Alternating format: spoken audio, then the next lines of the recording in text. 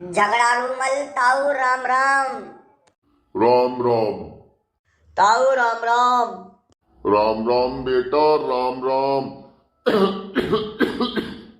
तो आज की पंचायत शुरू की जाती है।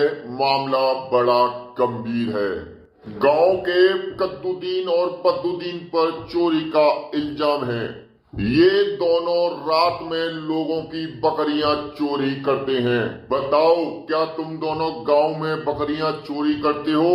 ताऊ, हम दोनों तो शहर में मजदूरी करते हैं।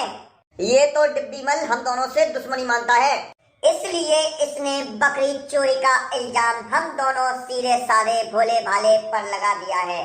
बताओ डिब्बी मल, इन दोनों की बातों में कितनी सच्चाई है? क्या तुम दोनों को फंसाना चाहते हो? हाँ, ये दोनों झूठ बोल रहे हैं। ये दोनों शहर नहीं गए थे। रात में गांव के लोगों की बकरियां चोरी करके ये शहर जाकर बेच देते हैं। इसलिए इनके पास पैसे आ रहे हैं और इनके पास पैसा ही पैसा है। फिर तो इन दोनों के घरों की तलाशी लेनी पड़ेगी।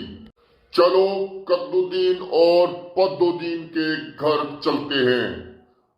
चलो ताऊ झगड़ालू मल। लो डिब्बी मल, आ गए कद्दुद्दीन और पद्दुद्दीन के घर।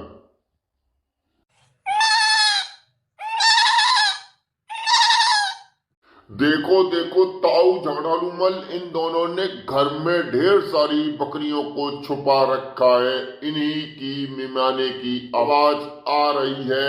अब तो दोनों का आरोप सिद्ध हो जाता है। दोनों को सजा सुनाओ। इन दोनों को गांव से बाहर कर दो, तभी बकरियों की चोरी बंद होगी।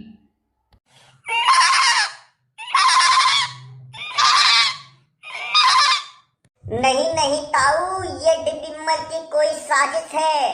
हम दोनों के घर में एक भी बकरी नहीं है। पूरा घर खाली है, चाहे तो तलाशी ले लो।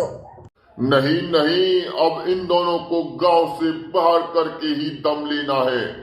दोनों बकरी चोर हैं। इन्हें गांव में रहने का कोई अधिकार नहीं है।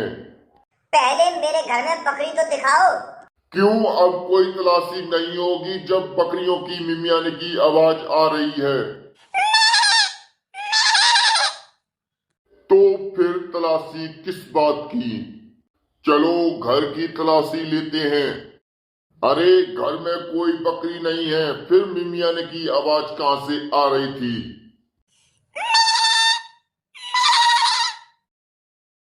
अरे ताऊ, ये देखो, डिब्बी मल ने मेरे घर में चोरी से टेप रिकॉर्डर छुपा रखा था। इसका रिमोट इसके पास है।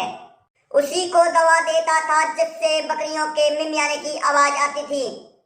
ओहो, ये सब किया धरा डिब्बी मल का ही है। इसे ही गांव से बाहर